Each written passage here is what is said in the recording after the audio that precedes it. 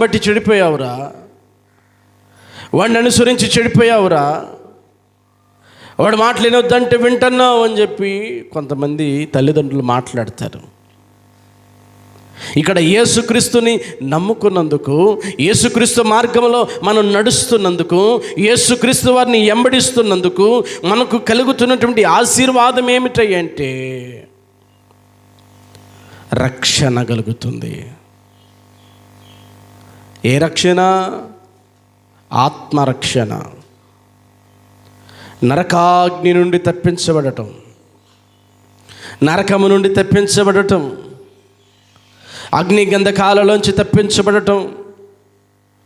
గమనించండి, ప్రాణాత్మ దేహములు దేవుని సన్నిధిలో నిత్యము ఆనందదాయకమైన రాజ్యములో ఉండటం.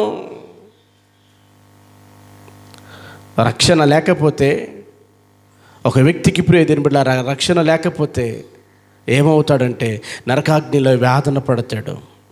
నరకాగ్నిలో చూడండి, కన్నీళ్ళు పెట్టుకుంటాడు, ఏడుస్తాడు, రోదిస్తాడు, గుండె బాదుకుంటాడు, పండ్లు కొరుక్కుంటాడు, రొమ్ము కొట్టుకుంటాడు.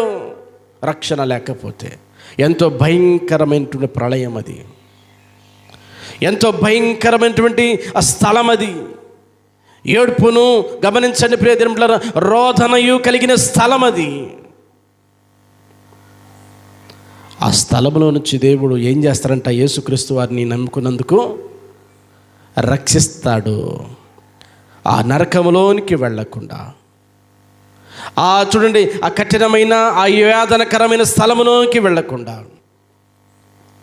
ఆ మోసకరమైన, లేకపోతే చూడండి కన్నీళ్లు పెట్టుకొని కేకలు వేసుకొని రోధించే, లేకపోతే బాధపడే ఆ స్థలానికి వెళ్ళకుండా దేవుడు ఏం చేస్తారంటండి? గమనించండి ప్రియదేవుని బిడ్డలారా, ఆయన రక్షిస్తాడు అని చెప్పి రాయబడుతుంది. కాబట్టి యేసుక్రీస్తు వారిని మనం నమ్ముకున్నందువల్ల మన జీవితంలో కలిగే రెండవది ప్రియదేవుని బిడ్డలారా, మనము రక్షణ పొందుకోవటం,